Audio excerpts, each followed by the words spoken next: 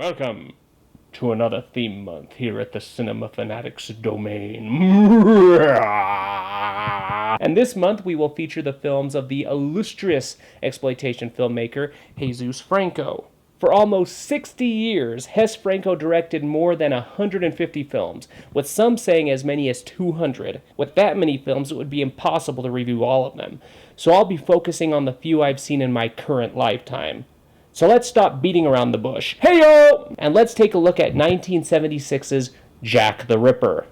The film starts off at a pub where a prostitute tells off a drunk Val Kilmer, much to the amusement of Wilford Brimley. She walks off, only to bump into an old man. Oh, my child, I look for no one. I only wait for my death. If you would help me, my child, a pittance would be welcome. Geez, who peed in your cereal? Pitying him, she gives him some money, and in return, he gives her some parting words. And I wish you a long and happy life, God willing. How does it feel to know you're going to spend the rest of your life in pain? It's about a minute and a half.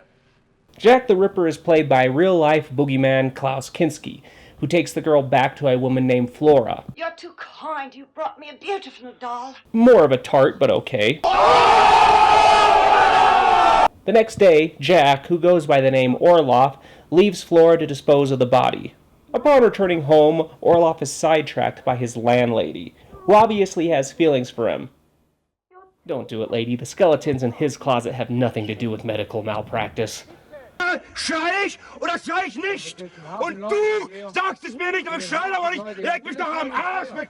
Der Moment ist überhaupt gekommen, wo ich dir in die Fresse haue. Was? Meanwhile, the police are questioning the two people who witnessed the crime. One who is clairvoyant, and the other who came straight from an anime. True, Inspector. Still, I arrived before he did. I can't wait longer. I left my shop in the care of an apprentice who's very young. The poor wench doesn't know the merchandise. I must go back there. As if the police captain hasn't got enough on his plate, he's trying to patch up his relationship with Cynthia, played by Charlie Chaplin's daughter Josephine. At home, Orloff is in a bad way. For a guinea, I'll do anything. I'll satisfy your most disgusting whims. Okay, run for office. Orloff goes to a brothel and kills one of the girls, leaving a mess for the others to find.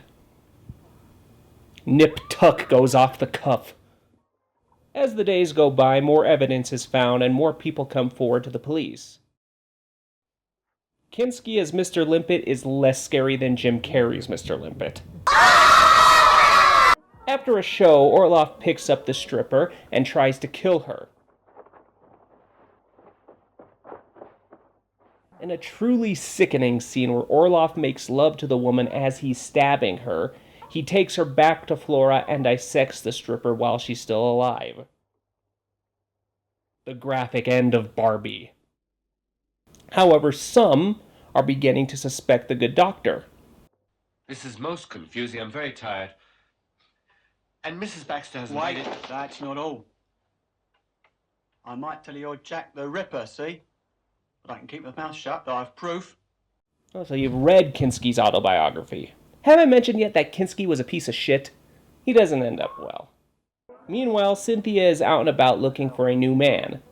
It seems she's going undercover to look for Jack the Ripper.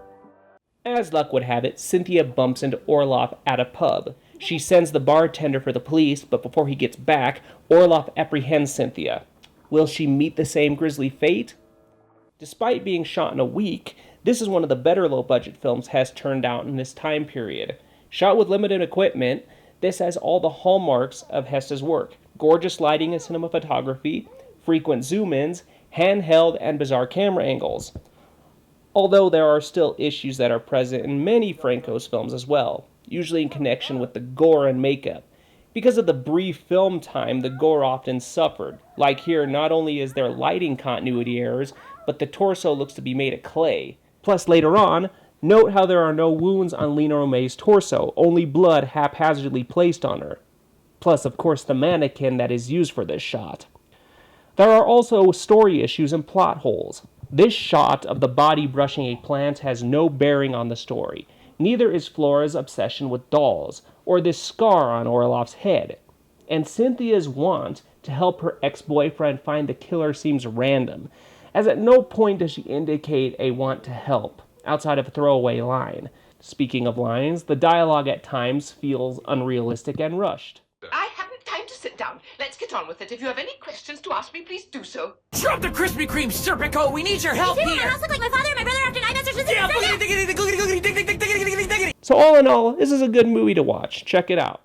See you next time.